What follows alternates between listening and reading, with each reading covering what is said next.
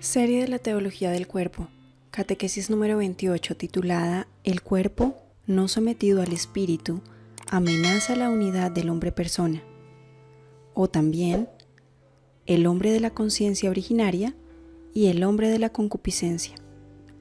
Recibida por San Juan Pablo II, el 28 de mayo de 1980. Estamos leyendo de nuevo los primeros capítulos del libro del Génesis para comprender cómo, con el pecado original, el hombre de la concupiscencia ocupó el lugar del hombre de la inocencia originaria.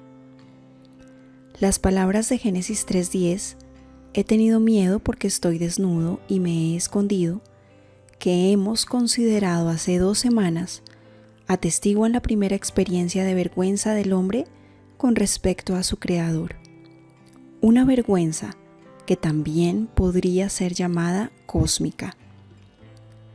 Sin embargo, esta vergüenza cósmica, si es que es posible entrever sus rasgos en la situación total del hombre después del pecado original, deja paso en el texto bíblico a otra forma de vergüenza. Es la vergüenza producida en la misma humanidad, es decir, causada por un desorden interior en aquello por lo que el hombre, en el misterio de la creación, era imagen de Dios, tanto en su yo personal como en la relación interpersonal, a través de la comunión primordial de las personas, constituida a la vez por el hombre y la mujer. Esa vergüenza, cuya causa se encuentra en la humanidad misma, es al mismo tiempo inmanente y relativa. Se manifiesta en la dimensión de la interioridad humana y al mismo tiempo se refiere al otro. Es la vergüenza de la mujer respecto al hombre y también del hombre respecto a la mujer. Vergüenza recíproca que les obliga a cubrir la propia desnudez, a esconder los propios cuerpos, a apartar de la vista del hombre lo que constituye el signo visible de la feminidad y de la vista de la mujer lo que constituye el signo visible de la masculinidad. En esa dirección se orientó la vergüenza de ambos después del pecado original, cuando se dieron cuenta de estar desnudos, como atestigua Génesis 3:7.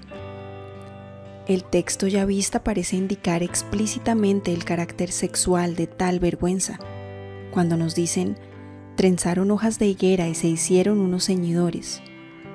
No obstante, podemos preguntarnos si el aspecto sexual tiene solamente un carácter referencial, es decir, si se trata de vergüenza por la propia sexualidad, solamente en referencia a la persona del otro sexo.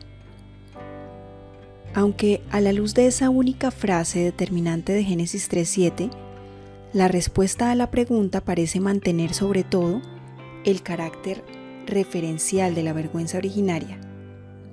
No obstante, la reflexión sobre todo el contexto inmediato permite descubrir su fondo más inmanente. Esa vergüenza que sin duda se manifiesta en el orden sexual revela una específica dificultad para advertir la esencialidad humana del propio cuerpo, dificultad que el hombre no había experimentado en el estado de inocencia originaria.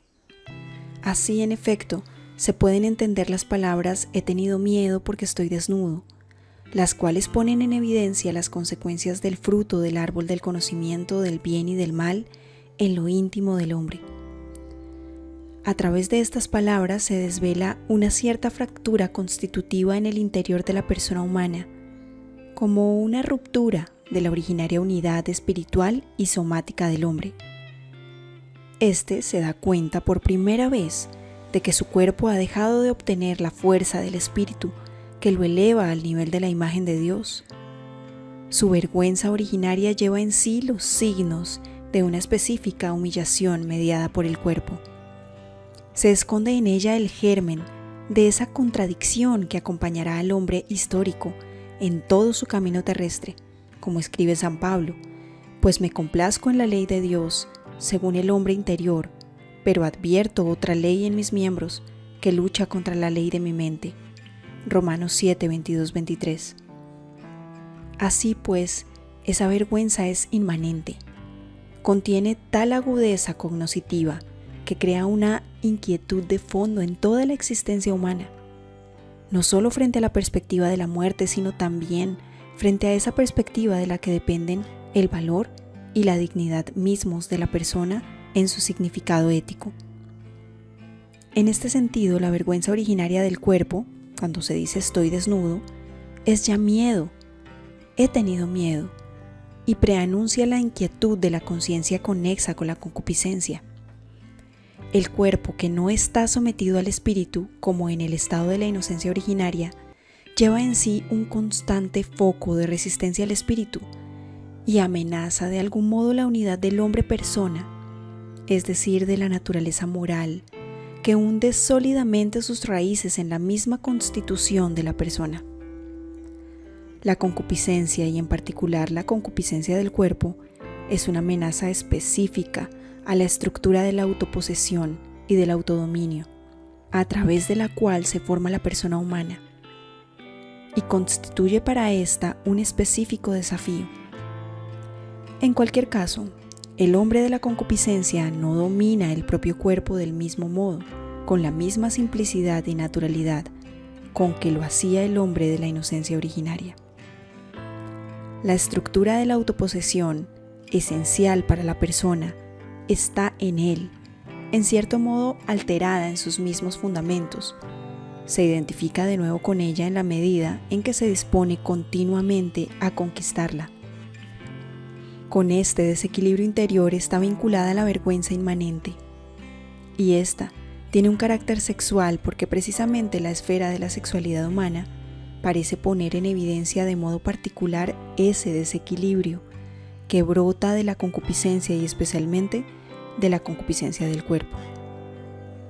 Desde este punto de vista, este primer impulso del que habla Génesis 3:7, se dieron cuenta de que estaban desnudos, trenzaron hojas de higuera y se hicieron unos ceñidores, es muy elocuente.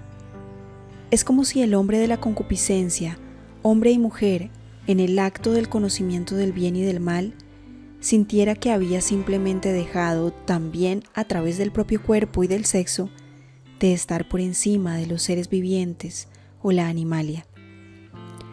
Es como si sintiera una específica fractura de la integridad personal del propio cuerpo, particularmente en lo que determina la sexualidad, y está directamente unido con la llamada a esa unidad, en la que el hombre y la mujer serán una sola carne.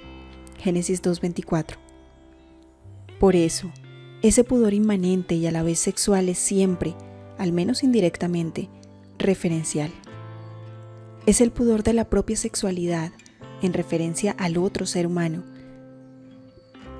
De esta manera se manifiesta el pudor en el relato de Génesis 3, por medio del cual somos, en cierto sentido, testigos del nacimiento de la concupiscencia humana. Por lo mismo, también están suficientemente claros los motivos que llevan a remontarse desde las palabras del Cristo sobre el hombre varón que mira a una mujer para desearla, en Mateo 5, 27-28. Hasta ese primer momento en el que el pudor se explica mediante la concupiscencia y la concupiscencia mediante el pudor. Así entendemos mejor por qué y en qué sentido Cristo habla del deseo como adulterio cometido en el corazón, porque se dirige al corazón humano. El corazón humano guarda en sí al mismo tiempo el deseo y el pudor. El nacimiento del pudor nos orienta hacia el momento en el que el hombre interior, el corazón, cerrándose a lo que viene del Padre, se abre a lo que viene del mundo. El nacimiento del pudor en el corazón humano está ligado al inicio de la concupiscencia, de la triple concupiscencia, según la teología joánica. Confrontémoslo en 1 de Juan 2:16, y en particular de la concupiscencia del cuerpo. El hombre tiene pudor del cuerpo a causa de la concupiscencia. Más aún, tiene pudor no tanto del cuerpo, sino precisamente de la concupiscencia. Tiene pudor del cuerpo a causa de la concupiscencia. Tiene pudor del cuerpo a causa de ese estado de su espíritu al que la teología y la psicología dan una denominación sinónima: deseo o concupiscencia, si bien con un significado que no es exactamente igual. El significado bíblico y teológico del deseo y de la concupiscencia difieren del uso en la psicología. Para esta última, el deseo proviene de la falta o de la necesidad que el valor deseado debe apagar. La concupiscencia bíblica, como deducimos en 1 de Juan 2:16, indica el estado del espíritu humano alejado de la simplicidad originaria y de la plenitud de los valores que el hombre y el mundo poseen en las dimensiones de Dios. Precisamente esta simplicidad y plenitud del valor del cuerpo humano en la primera experiencia de su masculinidad-feminidad, de la que habla Génesis 2, 23, 25, ha sufrido sucesivamente en las dimensiones del mundo una transformación radical. Y es entonces, junto con la concupiscencia del cuerpo, cuando nace el pudor. El pudor tiene un doble significado.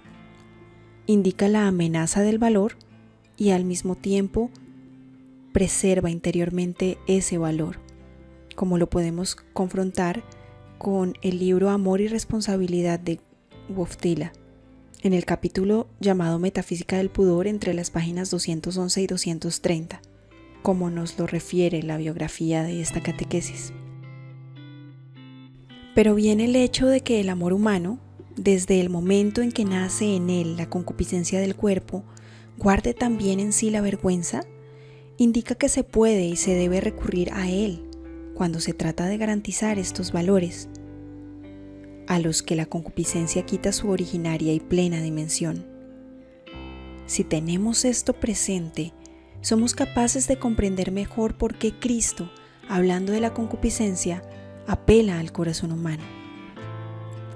Hasta aquí la catequesis número 28 de la Teología del Cuerpo, recibida por San Juan Pablo II el 28 de mayo de 1980 y titulada El cuerpo no sometido al espíritu amenaza la unidad del hombre persona, o también el hombre de la conciencia originaria y el hombre de la concupiscencia.